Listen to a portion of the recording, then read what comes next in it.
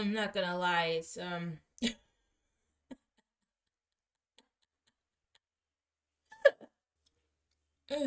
2 in the morning, y'all. See, I'm looking a little extra put together at 2 in the morning because it was brought to my attention that I'd be looking ugly on here. My sister said that. She said I'd be looking ugly on here. I'm such a person that just does not want to waste fits, bro. I don't want to waste fits, bro. I hate that junk. That junk is like, why am I putting this together? But it's y'all, I gotta look presentable. I mean, y'all looking at my face. Might as well, right? Hey y'all, it is your favorite big face adult, Money, coming back at you with another video. What's up, Sunflower Gang? Ah! Alright, y'all. We are back with another cartoon conspiracy theory. And you guys voted. I gave y'all a few options, and this is the one you guys voted for. We are doing Ed, and Eddy. Now I've heard bits and pieces of this little conspiracy and stuff. So I'm still just as surprised as I always am with any other one. So I really hope you guys enjoy. We got Jakey, Peanuts, and Babar. Peanuts and Jakey are wearing, my bonnets and stuff, so they're extra comfortable. They want to look presentable for the camera. Alright, y'all, before we start, I need you to like, comment, share, subscribe, and turn that bell so you know when I post, because we're doing another conspiracy theory. My stuffed animals are wearing bonnets, and we're about to get it going. Without further ado, let's go ahead and get started on this video. What's good? Alright, you guys, here we are with the dark truth behind Ed, and Eddy. Okay, get some snacks. I got me some Gatorade. I done ate me some In-N-Out, so make sure y'all eating your dinner. Alright, here we are. Without further ado, let's go ahead and get going with the video. Here we go.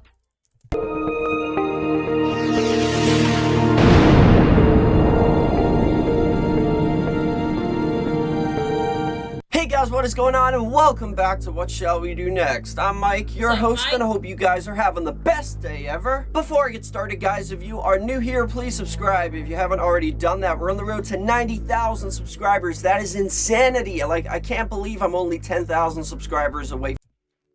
That's a milestone. For real. That's 90,000 people that said, hey, this guy's pretty cool. Hey man, I can't wait till I get to that, bro. I can't even wait till I get to 300. I can't wait till I get to 500, bro. 1,000, we in there, bro. Y'all continue to subscribe, bro. But once again, I am coming back at you guys with another creepy video, and today we are talking about another creepy story. And this is another Ed, and Eddy story. I promised you guys I was going to do it. Hey. So this Ed, and Eddy story is another creepypasta kind of story, and it's actually really, really sad. If you listen... Do you guys remember creepypasta back in the day, bro?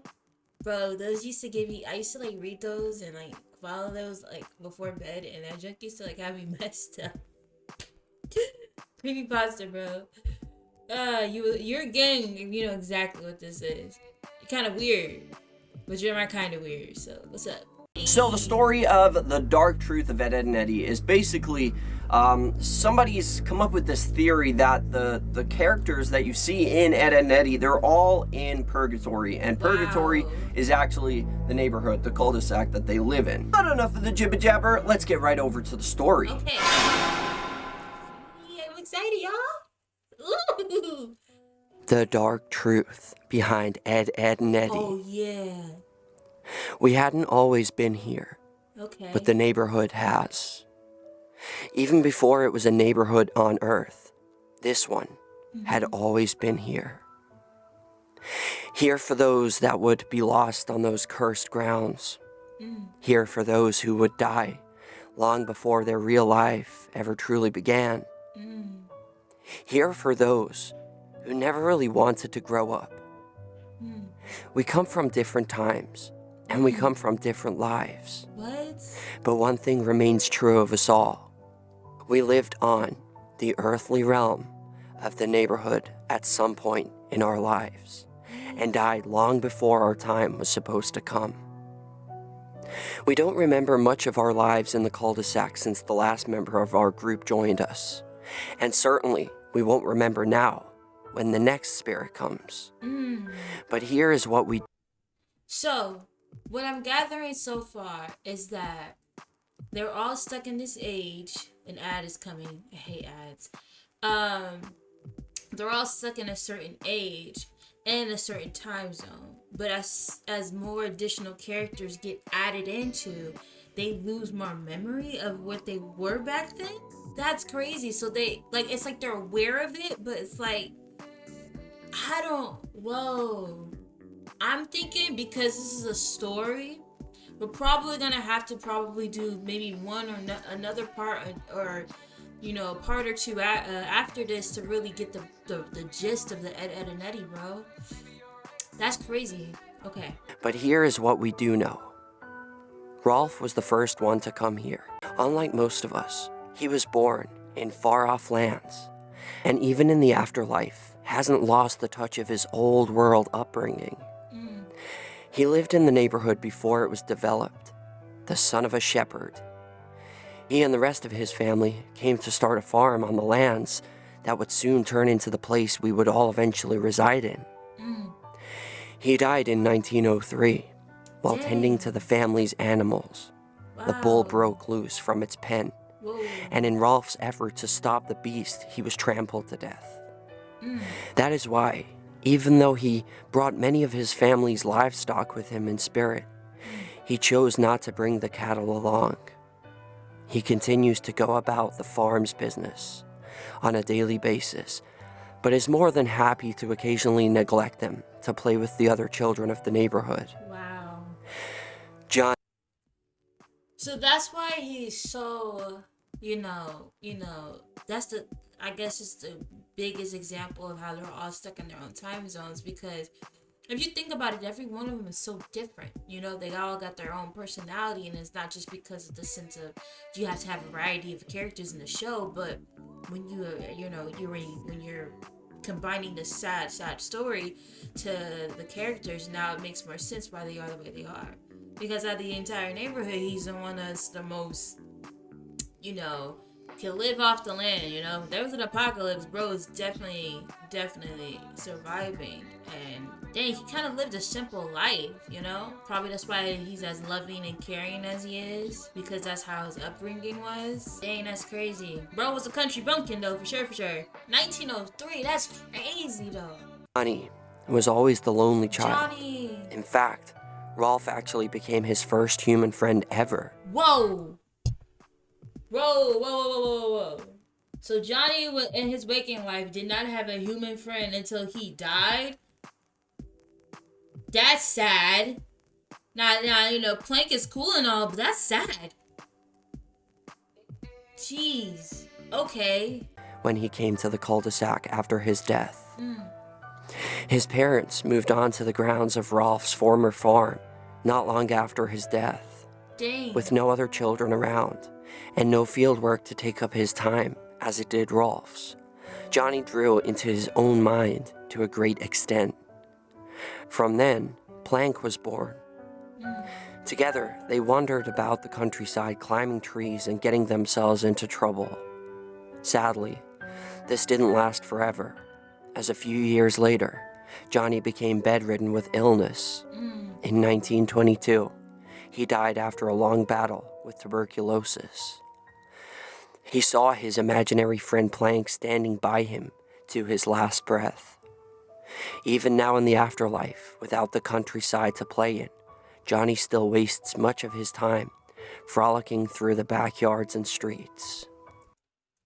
I think, okay, now that makes more sense of kind of why he's as socially awkward out of everybody besides Double D, but him, and why Plank is such a big factor, because, well, let's talk about how the fact that they moved on to Ralph's, I'm saying his name wrong, but they moved on to his land as soon as he got, as soon as he died, and the fact that there was no kids, so that really didn't put him in a good position.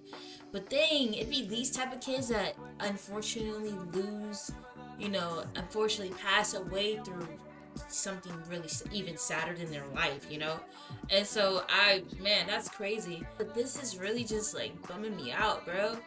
The show is so funny and it's creative if you've watched it, but when you really think about it, dang, their lives aren't really as cracked up to be. But it makes sense why you don't see no parents ever either, because they're all dead. Okay, actually, I wanted to add one more thing about Johnny. It just came back to me. This is why everybody should try to befriend everybody, in a sense, or just be acquaintances at the very least. Check in on people that are by themselves a lot, and especially in school, because you never know what they're truly going through. People have a lot. Imaginary friends are more common than you think.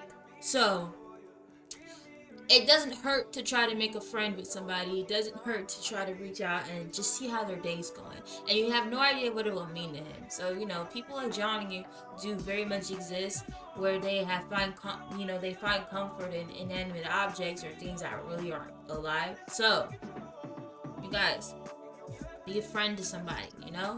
If you feel led to, please be a friend to somebody. Eddy was the next to come. Dang. Eddy was born in New York City, but moved to the neighborhood in 1932, just as the Great Depression was hitting full swing. The neighborhood, while still different, was beginning to take form from the fields of its past as families moved in and split up the lands that had once belonged to Ralph's family. Always a schemer, Eddy looked to do anything to bring some comfort to his very bare family life, even if it cost him the friendship of others. Eddy died in 1939 after one of his grand plans to swindle a sap backfired. He drowned trying to cross the local river after trying to run away from the angry kids that he had tried to deceive. Even in the afterlife, he keeps chasing after the almighty dollar. So, dang. First of all, him being from New York kind of makes sense. Why he's so cut dry and so up front and blunt. Because a lot of New Yorkers, or just people in the East Coast, are. Shout out to my parents. But the thing is that I think it's crazy how the story is building upon the fact that Ralph's had land, then Johnny, and then as life went on, it became more integrated and more industrial. So now Ed came in, and now they're like the Great Depression, and so within the Great Depression, things are happening. So it would make sense why he became who he was, why he was always scheming, while it was always about making quick money, because in those times it was hard. So it made sense of why he moved the way he did, but at the same time, that's not really an honest living. So unfortunately, it does catch up to you, and it does backfire to the point where you end up losing your life chasing the money. People chase the bag. People say chase the bag, chase the bag, chase the bag. But at the end of the day, where is that gonna really lead you?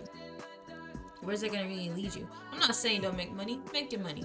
But if you're spending your whole life chasing the bag, bro, and not only that, you're being dishonest about chasing the bag, bro, I don't know. And let's keep it real. They say you can't take your riches with you. Ain't no money that... all the crazy things that happen in this world, money ain't worth it. Because you can't take that junk with you when you go on over, okay? So really think about it, y'all. R.I.P. to Ed, though. Sarah and Ed came together not too long after that. By the late 40s, the cul-de-sac had already nearly taken its final form as one of the pre-planned developments that became popular in the post-war era. As brother and sister growing up in the chaos of World War II, they both had various ways of escaping their lives as children of a dead GI and a working mother. Sarah became enraged and controlling as she sought to make sure that everyone around her knew that she was in charge. All in an attempt to copy off of her view of the hustle and bustle of her often working mother. Ed, on the other hand, went about it in a completely different way. He just shut it out entirely. In fact, he shut out nearly everyone and everything in the world entirely, becoming what appeared to be a complete idiot. Ed chose to instead become completely involved in the monster movies and comic books that began to pop up after the war had ended. It wasn't too long after this that, in 1953, Ed and Sarah died in a car wreck as their mother was taking them to visit their grandparents. So, when it comes to tough living, a lot of kids will, especially when, you know, having two parents and then losing one, um, they'll have a tendency to react in multiple ways. And these are one of the examples of acting in multiple, how they act in multiple ways. Whereas Sarah probably didn't really emotionally allow herself to grieve with the fact that, you know, her father had passed away, but also the fact that her mother probably, and I'm just adding on, didn't get to grieve or grieved in private or just didn't really talk about the passing of their father. So Sarah, in the intent to be the best she could be and to help her mom out in any way she can, decided to be just as tough and strong as her mom.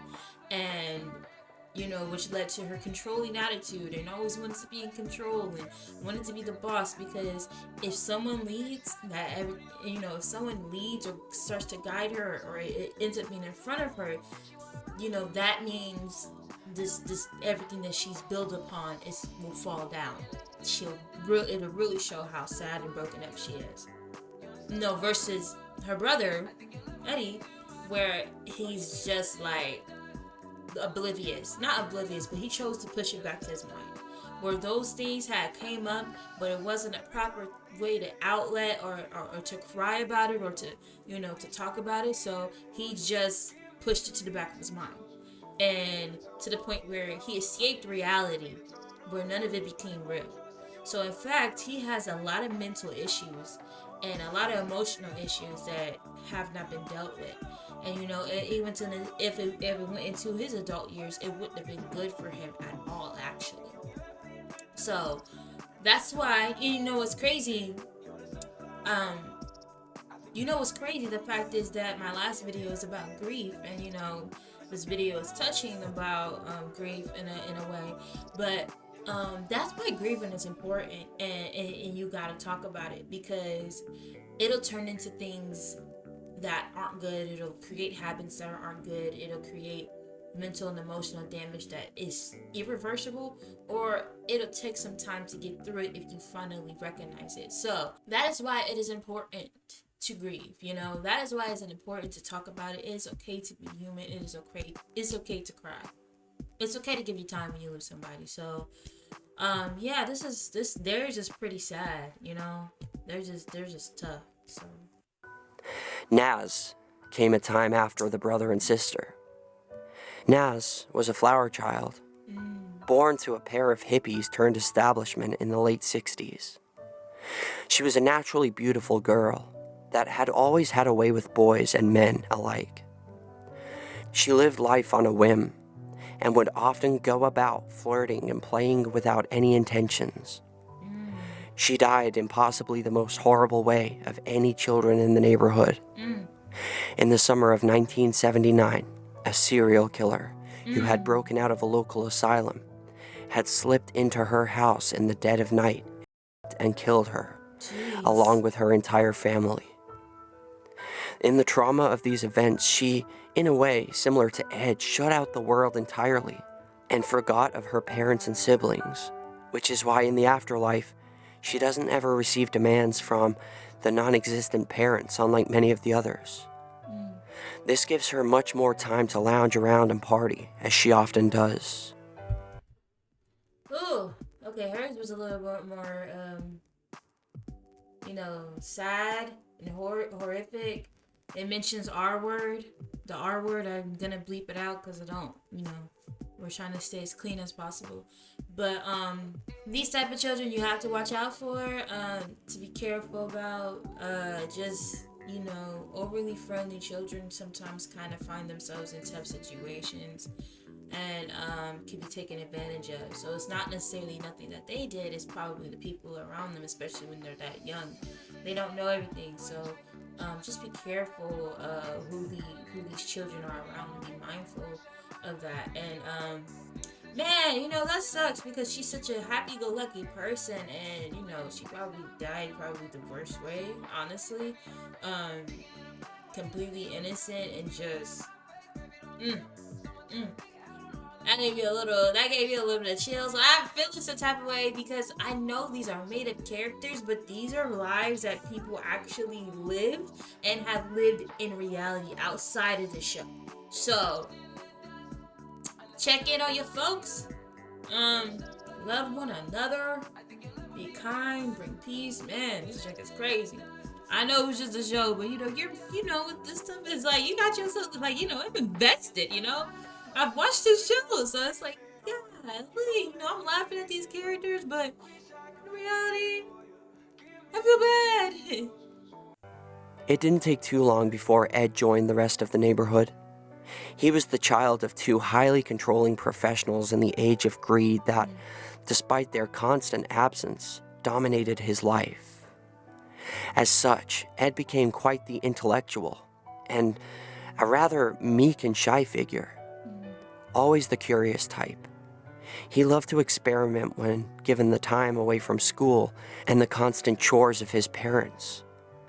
This would lead to his untimely demise in 1986, as a gas leak combined with a Bunsen burner from one of his experiments tore him and his house to pieces. Being the timid and subservient type, between various misadventures, Ed continued to follow the written orders of his parents long after death. So, I learned in class, like school, about different type of parenting. You have authoritative, permissive, and neglectful. So, giving double D's parents, they were very authoritarian parents, where they were just very, very strict.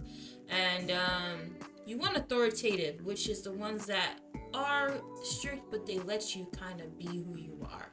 And so it kind of sucks that even in his waking life, it was like, yes, he respected his parents, but he feared his parents. And that was a tough life to live for him. And now that, he's, passed away and stuff, now he's still kind of in that mindset where it's like he absolutely has to do it because of the risk of punishment and the scary part of punishment, rather than my parents said so and I have to. It's like I'm so terrified of the consequences, and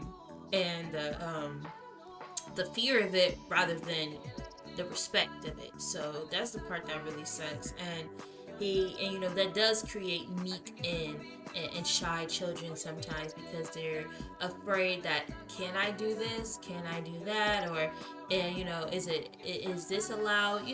And that's why, with parenting, you have to have a balance, because you don't want to be a authoritarian parent where you're just super iron fist, but you want to be an authoritative parent where you are iron fist, but you also are balanced. But you don't want to be a permissive parent where you're just kind of letting your kid raise themselves like Nas parents.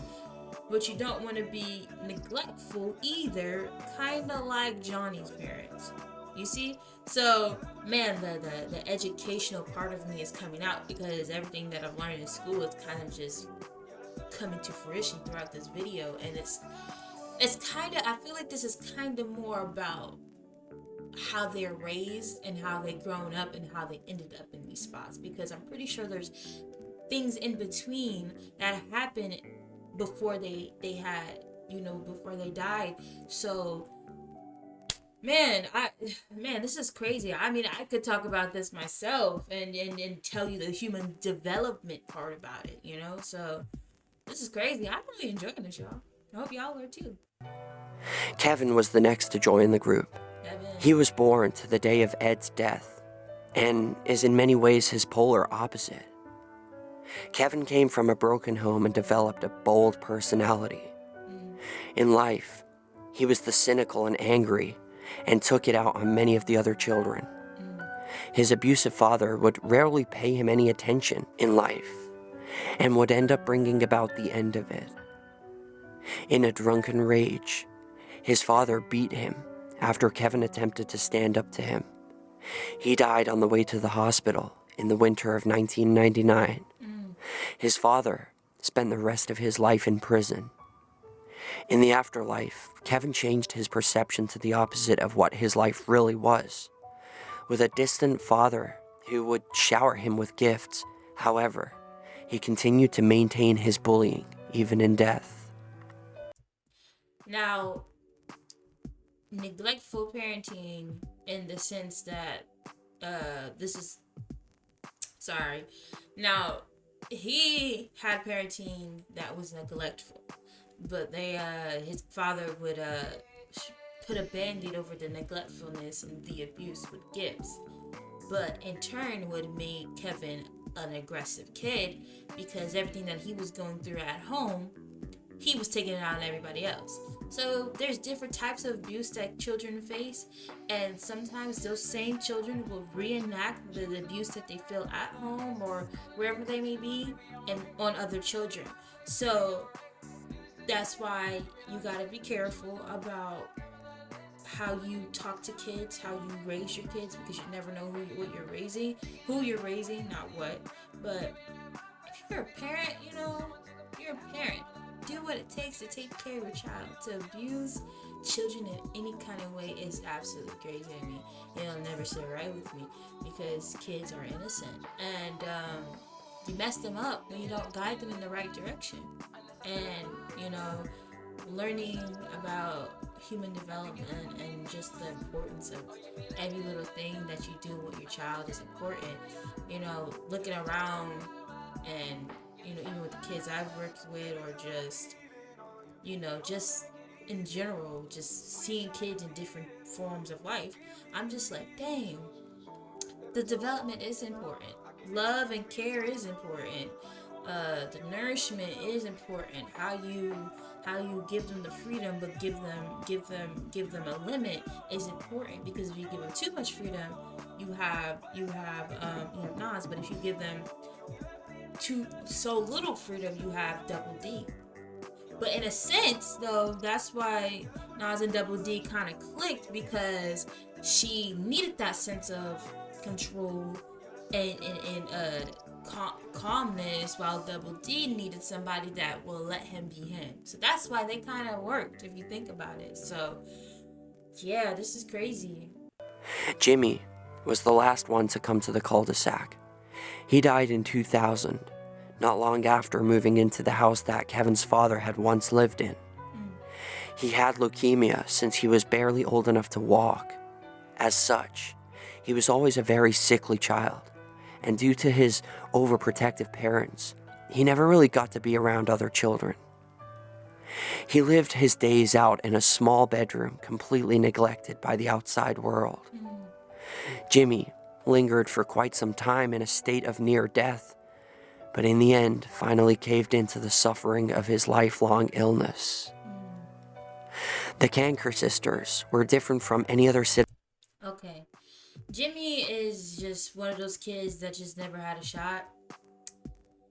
Parents probably just couldn't take seeing him like that. They probably gave up. They were probably dealing with the fact that, dang, I have a child, and their life has just started and they're sick like this. That takes a toll on some parents, So it makes sense why some parents give up or feel the way they do. But dang, I feel bad for Johnny, man. He just never had a shot, and it just seemed like passing away in his eyes was probably the best thing for him, because in his waking life he couldn't do nothing. He was bedridden. So children like that, I feel so bad, because they do end up passing away as young, like super young, but it's like they didn't even get a chance, Man, that sucks. Were different from any other citizens of the cul-de-sac. They were never of the earthly plane of existence. Instead, they are the children of demons, not too dissimilar from the succubi and the human lore. They seem to possess abilities impossible by the standards of the others, such as the ability to appear nearly anywhere instantly. They were sent from hell to torment the already tortured souls of the neighborhood. Surprisingly, they are attracted to the Eds for unknown reasons. Although it is speculated that they are the weakest-willed members of the neighborhood and are seen as easy targets by them. Despite that, They are universally loathed and often feared by everyone, including the Eds. Oh my gosh, man. Like, dang. That just wraps it up into a pretty pull. Sorry, but that just wrapped that all up with a pretty bow of utter depression. Okay? Like, Jesus Christ, man. Probably gonna have to watch like a funny little video after this. Yeah, it's sad. But it makes sense because they got this torturous behavior. They're just like, absolutely like, ugh, you know? But that's why I say we need to watch probably maybe another video or two, because there's gotta be a reason why they like the Eds like that. There's gotta be a reason. So, hey, y'all, like, that's crazy, man. But it makes sense.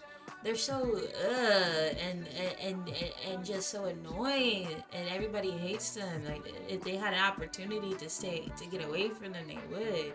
All right, y'all, how we feeling? How we feeling, y'all? How we feeling, y'all? We good? I know that was a heavy one, bro. We've been having some heavy hitters. Not having hitters, but the Rugrats one, if you watched that one, was pretty sad too. So, we good? Musa.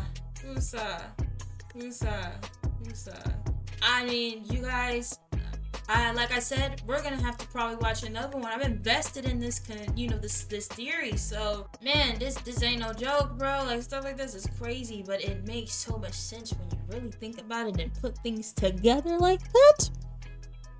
It's crazy. But y'all tell me, like, do y'all, what y'all think? Is this something that you can get behind? Is this something that made you, how did it make you feel, y'all? Like, tell me, because I could talk all day about how it made me feel, but I will not. Another cartoon conspiracy theory, y'all. I absolutely love these are so enjoyable. Thank you to, his name is Mike. Thank you for providing the content. I will put his information down below. I think he does other scary stories, or not scary stories per se, but maybe we'll see what other things he has and react to it as well. But make sure you guys comment down below another cartoon conspiracy that you guys want me to talk about. Ed and Eddy will be another one that we revisit. Thank you so much. But before we part ways, I need you to like, comment, share, subscribe, and turn the bell so you know when I post, because I love you guys. Sunflower Gangs, my seedlings, I love y'all. Thank you so much for watching. I mean, thank you for rocking with your girl, man. I can't express it enough. Once again, thank you so